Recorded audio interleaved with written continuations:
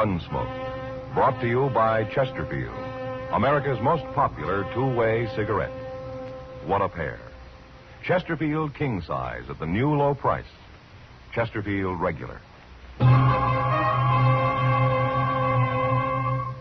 Around Dodge City and in the territory on West, there's just one way to handle the killers and the spoilers, and that's with a U.S. Marshal and the smell of gun smoke.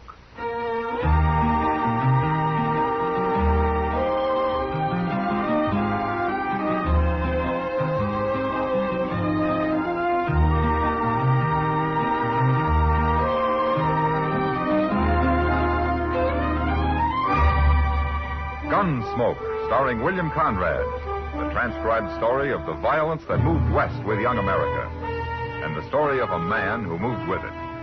I'm that man, Matt Dillon, United States Marshal. The first man they look for and the last they want to meet. It's a chancy job, and it makes a man watchful and a little lonely.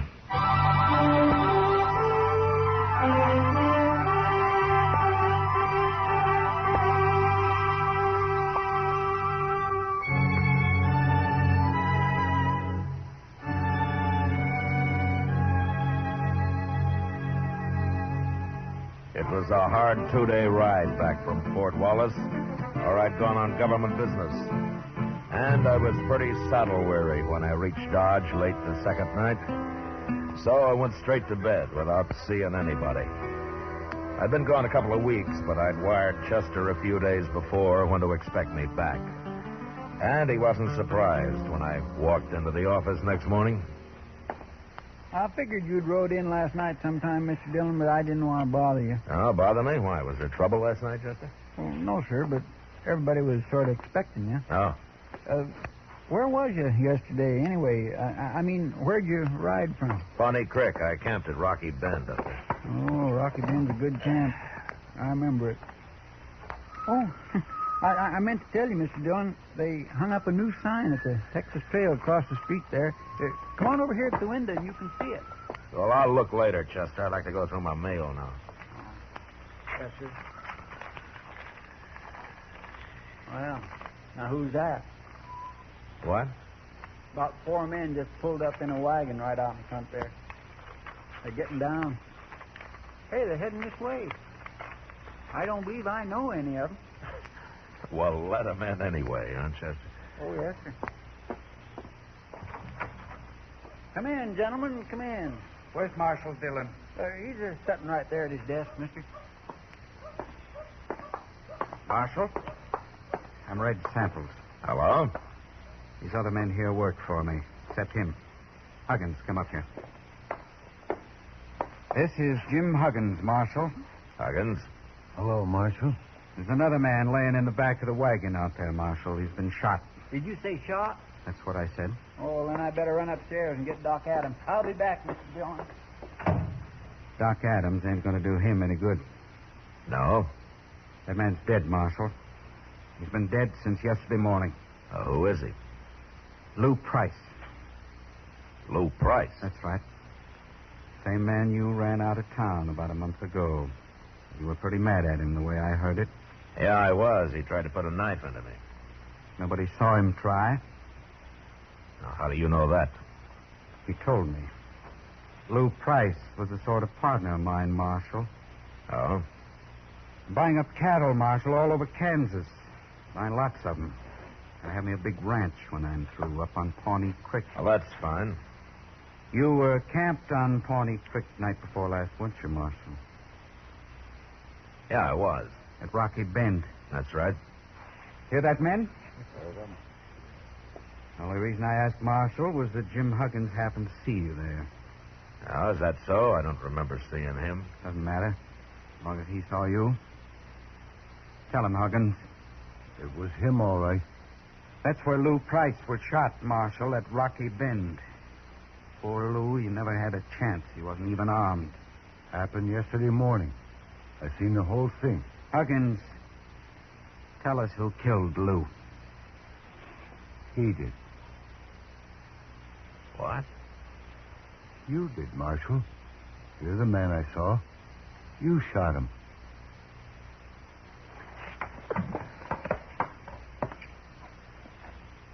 right, what's your game, Samples? I've got no game. My partner was murdered. You had a grudge against him. You just admitted before witnesses you were at Rocky Bend. Jim Huggins has identified you as the man he saw kill Lou. Good enough evidence for any court of law. You'll hang for it, Marshal. You got it all figured, haven't you? We're going down right now and swear it out legal on paper. And I'm going to send it to the governor. Don't you try to get away, Marshal. We'll run you down, sure. Yeah, I expect you would, Samples. Your men look like professional gunmen. Except for Huggins there. I never saw Huggins till he run into us yesterday. I don't bear you no grudge, Marshal. I'm only trying to do what's right. Sure. Sure you are. All right, let's get going, men. The sooner I get this to the governor, the sooner we'll see justice done. Remember what I said, Marshal. Don't you try to run.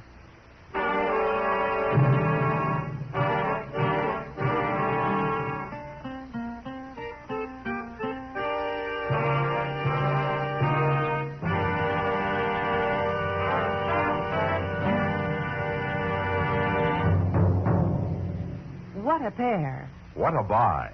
They're talking about king-size Chesterfield at the new low price. And Chesterfield Regular. They're the quality twins.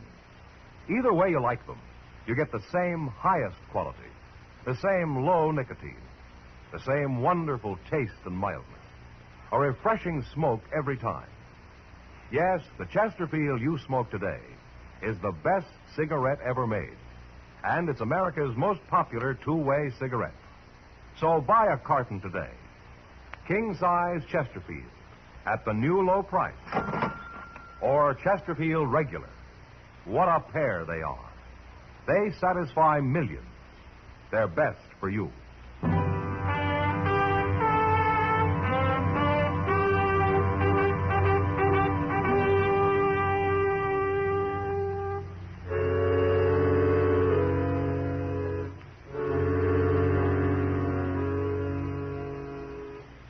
I'll say one thing for Red Samples. He had about as good a case against me as I'd ever heard of against any man. And there was nothing I could do about it but wait and see what happened next. Meantime, he spread the word around Dodge, and people began looking at me like I was a white buffalo. I guess it wasn't often they had a U.S. Marshal walking around with a murder charge against him. But finally, one night, a couple of weeks later, something did happen. I was sitting with Kitty watching the crowd at the Texas Trail. I'll fetch you a drink, Matt. No thanks, Kitty. You're expecting trouble of some kind, aren't you? Seems to me I got enough trouble already. I know. Matt, I hate to say it, but I think half the people in Dodge believe you're guilty. Yeah, sure. And the other half just doesn't care one way or the other. Well, I don't think you are. Don't you? Of course I don't. And why don't we talk about something else? You're edgy. Sure, I'm edgy. I stay that way to keep from falling asleep all the time. Now, don't get all riled up. I didn't mean anything. I'm sorry, Kitty. I guess this business is getting on my nerves after all. Well, I should think it would. Why don't you go and get good and drunk? Forget the whole thing that way. Kitty, if I ever got drunk, I could name you 10 men right here in Dodge who'd cut cards for the honor of shooting me down. Mr. Dillon? Oh, hello, Miss Kitty. Evening, Chester. Sit down. Thank you. I've been down to the telegraph office, Mr. Dillon. Oh, any news? Yes, sir, but you won't like it. Here it is, sir. A telegraph from Washington, D.C. How do you know I won't like it? Well, you see, I was standing there when he was writing it out, and I couldn't help watching him work and all that. I don't want to read it, Chester. You told me what it says, huh? Well, if it's from the War Department, then it says they heard from the governor, and, well, you'd better read it, Mr. Dillon. No, you're doing fine. Go ahead. Well, you're suspended. What? You're suspended from U.S. Marshal, Mr. Dillon. And to make it legal and formal like, they're sending somebody to arrest you and take you up to Hayes City for trial. I don't believe it. Neither do I, Miss Kitty, but that's what it says. It's the only way they see how to clear this up proper. Evening, Dillon. Miss Kitty. Oh, I see Chester beat me back for the news. What? How'd you know about this, Samples? I'm just as interested in this business as you are, Chester, so I sort of talked the clerk into giving me a copy of that telegram after you'd left. Well, you got no doubt on It's right to go okay, snooping Chester. around. It doesn't matter. Dillon, Dodge is going to breathe a lot easier now that you're suspended. You won't be around as marshal. I'm still around, Samples. But you're not marshal anymore. You won't be around for long, anyway. Tell me something, Samples. Sure. With me out of office, are you going to be breathing easier, too? I'll tell you, Dillon. There are two reasons I'll be glad to see you hang. One is for murdering my partner. And the other? Well, I always heard you were too strict here, and I like to do a little gambling now and then. Oh? In fact, I'm thinking of running a few tables myself. I see. It's more fun without some hard-nosed lawman looking over your shoulder all the time. You understand? Yeah, I understand. Well, I'll see you at the trial. But I hope I'm around when they come to arrest you, Dillon. You probably will be. So long. What's he talking about, Mr. Dillon? You're being too strict. Why, there's plenty of gambling going on in Dodge right now. Not his kind of gambling, Chester. What do you mean? Well, he told me he's buying up cattle and getting himself a big ranch. But he's probably going to finance it from his gambling. And that takes a lot of money. Sure, steady money. Oh. And I've always run crooked gamblers out of Dodge. Matt, what are you going to do? I don't know, Kitty. I'd sure like to have a talk with that witness of theirs, Jim Huggins. Well, why don't you? Well, I can't find him. I got him hid out someplace. Matt, is there something I can do? No, nothing, Kitty. Thanks anyway.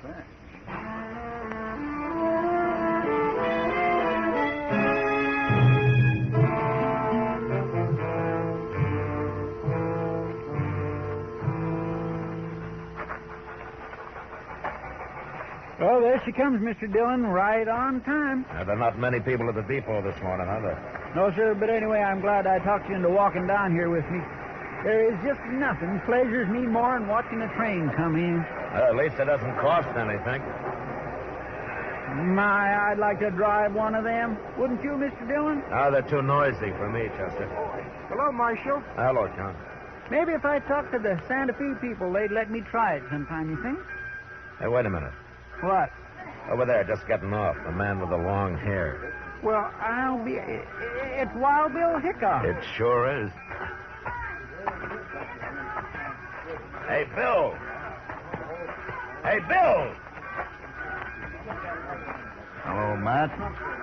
How are you, Bill? How are you, Chester? Fine, Mr. Hickok, just fine. Hey, that's quite a surprise. Why didn't you let me know you were coming? I didn't know myself till just before I left Abilene. Huh? Well, how is Abilene these days? Well, I'm still sheriff there. Guess I will be till somebody gets around to shooting me. Oh, nobody's going to shoot you, Mr. Hickok. They keep trying, Chester. They keep missing, too, don't they, Bill? Well, so far. Maybe that's just because nobody's tried to shoot me in the back yet. Yeah, you've always worried about that, haven't you? I'll tell you something, Matt. What? I don't think I'd mind so much if I was to be shot by a man like you. By me? They might take it in mind to try it. I never could tell which way he was going to jump next. Like right now. Wait a minute. Yeah? You came here to arrest me, didn't you? That's what I come for. Yeah, sure. I might have known they wouldn't send a tin horn. Guess they figured you might not take easy, Matt. I tried to tell them they could lose a good lawman this way. We're a pretty fair match, you and me.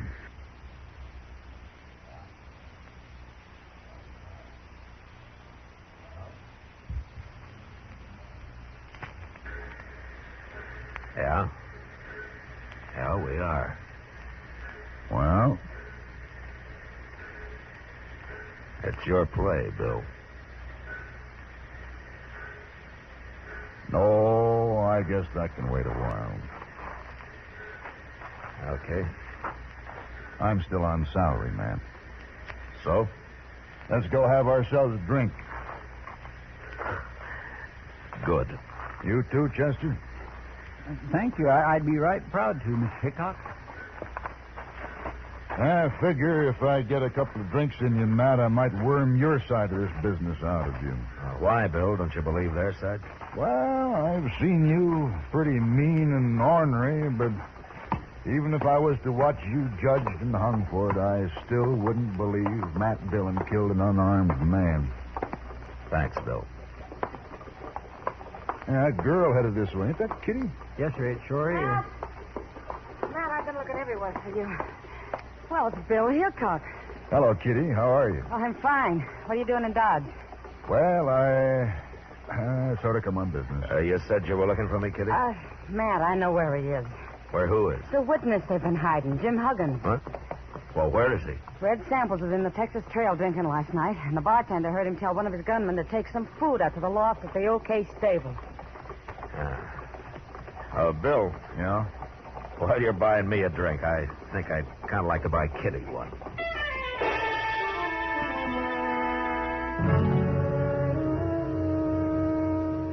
Later on, back at my office, I explained the situation to Bill Hickok, and we talked it over. And then we sat around the rest of the day talking about old times and people and horses and guns. And along about evening, we went up and laid out our plan to Doc Adams. As soon as it got dark, we went over to the OK stable and took Jim Huggins out of the loft and got him across the street and up to Doc's office before he was real sure what was happening. Put him on the couch there, gentlemen. We want him to be comfortable. What are you doing with me? Move, Huggins. Do what Doc says. That's it. Just over here. Yeah, that's fine, Huggins. Now then, you just relax. When's Chester going to get here? He'll be along, Bill. Bill, huh? Who are you? I never seen you before. Mister, you're going to see me double before the night's out. What? Hey, never mind, Huggins. You'll find out. Now then, now you tell me. Have you ever had any heart trouble?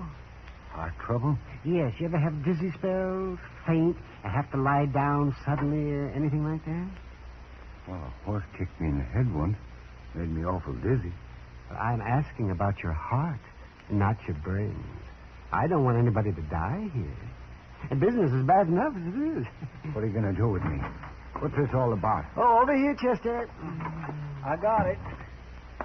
I got plenty. That's good. Just put them on the table here, Chester. Let's... 3 quarts? Well, this is a man we're working on, not an elephant, Chester. Well, I wanted to be sure there was enough, Doc. Open one up in Chester. There's a glass here. Yes, sir.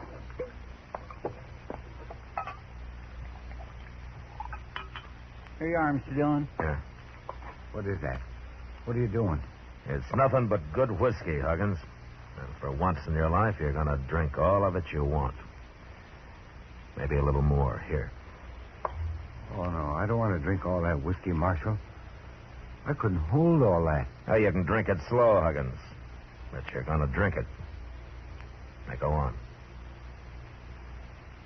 Go on. Get started.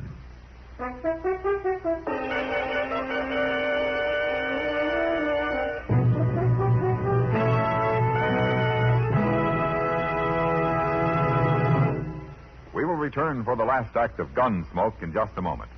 They've got the taste and they've got mildest, millions all agree. They're low in nicotine and they're the highest quality. 30 years research went into this great cigarette.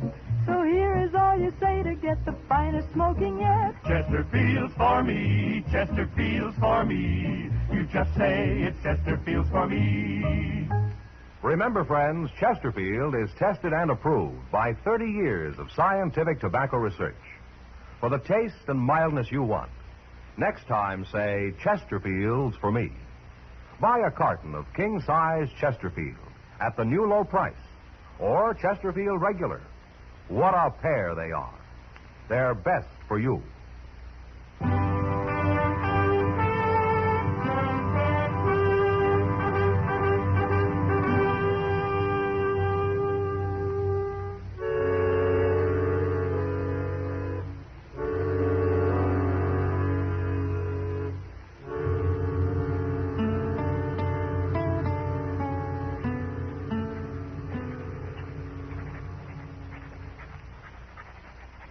You sure you got it all, Bill?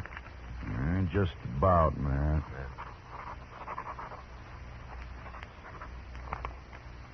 There she is. Want to read it over? No, you heard everything I did. Well, gentlemen, your friend Huggins has got one of the biggest hangovers coming up any man will have to endure. Is he still out, Doc? Yes, it won't hurt him any, though. I sent Chester out for some coffee. Well, I could use a little coffee myself, Doc. There'll be enough. Oh, say, wasn't it something how that Huggins talked once he got started? I told you, you get enough whiskey in the man and he'd start bragging. Well, you were sure right, Doc. He's not going to feel so big and smart when he wakes up. I don't know. The man was awful drunk. He may not even remember what he said. Well, he'll remember when we tell him we even know where he hid the money Red Sample was paid him. That's Samples. Imagine him shooting his own partner. Well, he's smart, Doc. You shoot your partner, you get his half, don't you? That's a fine way for a lawman to be talking. You mean an ex-lawman, don't you? You know, Bill, I'm just starting to get mad about all this. Come on, let's get going. Now, Mac, you calm down a spell. We got to get Huggins to sign all I got wrote down here first. Doc, how long will it be before he'll know what he's doing? Oh, maybe 5, 6 hours. Look, Bill, you do what you like, but I'm going after Samples before he finds out his witness is missing. It don't seem quite legal till we get Huggins' signature. Maybe not, but my arresting Samples isn't going to be quite legal anyway. I'll arrest him. No, you won't, Bill. He's mine. All right, man. But I'm coming along. Okay. But just stay out of it. Matt, once you get your tail up and your stinger out, you're the hardest man to stop I ever saw.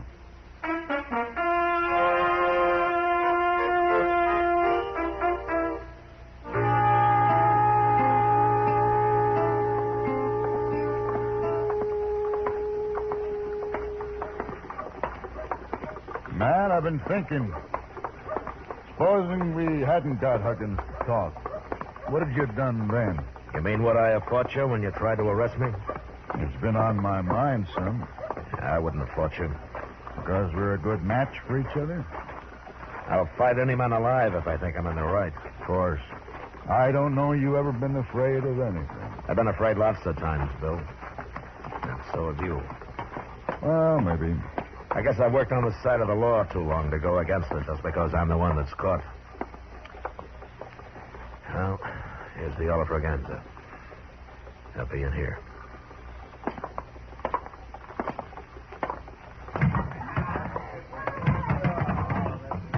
Which one's Samples, man? The end of the bar, the one in the middle. The other two are his gunmen. Come on.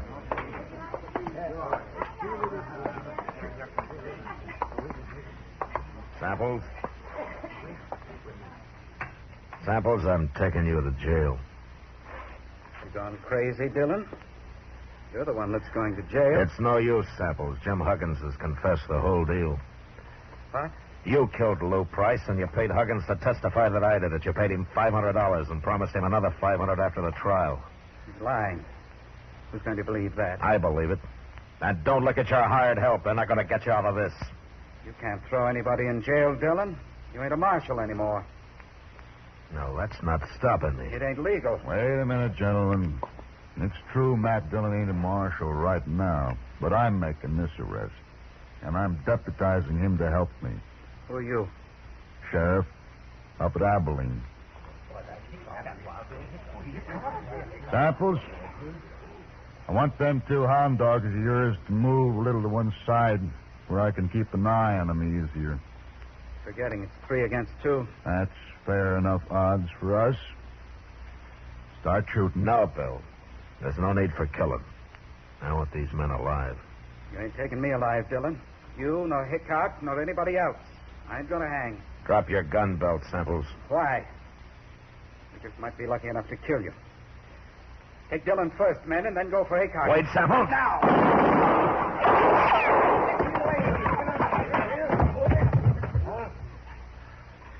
All right. What about you 2? They never moved a finger, Matt. They're too scared. All right, you gunmen. Pick up Samples and carry him out of here. Ain't you going to take their guns first, Matt? You don't hobble a horse with a busted leg, Bill. Let them keep their guns.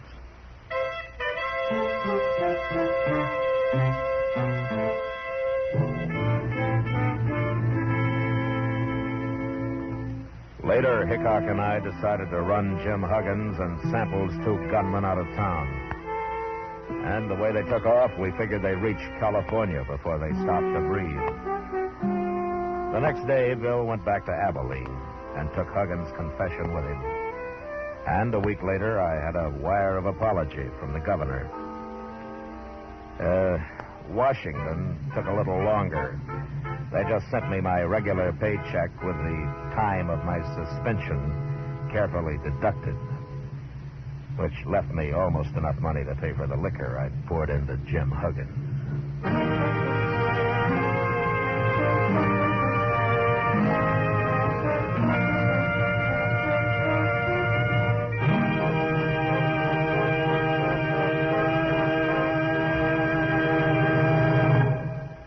Here is our star, William Conrad.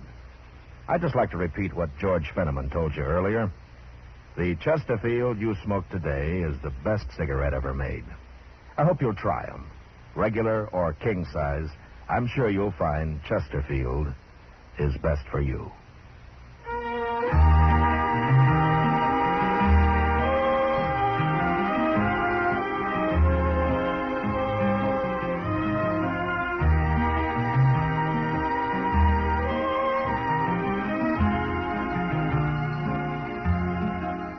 Gunsmoke, produced and directed by Norman Macdonnell, stars William Conrad as Matt Dillon, U.S. Marshal. Tonight's story was specially written for Gunsmoke by John Meston, with music composed and conducted by Rex Corey. Featured in the cast were John Daner, Vic Perrin, and James Nusser. Parley Bear as Chester, Howard McNear as Doc, and Georgia Ellis as Kitty. Join us again next week as Matt Dillon, U.S. Marshal, fights to bring law and order out of the wild violence of the West in Gunsmoke.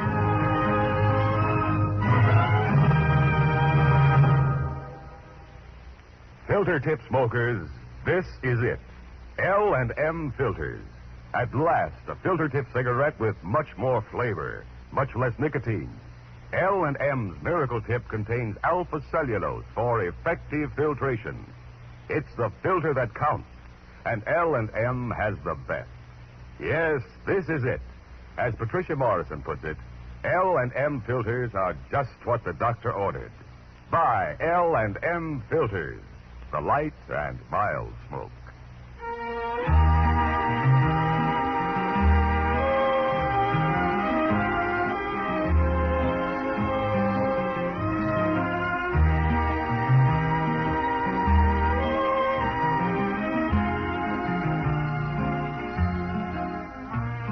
Without your letters, your friend in the service feels out of touch, lonely, and it's tough to be lonesome. The USO knows a letter always makes a fellow feel better. Mail from you brings the warmth of home and friends to him wherever he is. So, write today. Remember, it's tough to be left out at mail call. Next week at the same time, Chesterfield will bring you another transcribed story of the Western frontier on Gunsmoke. This is the CBS Radio Network.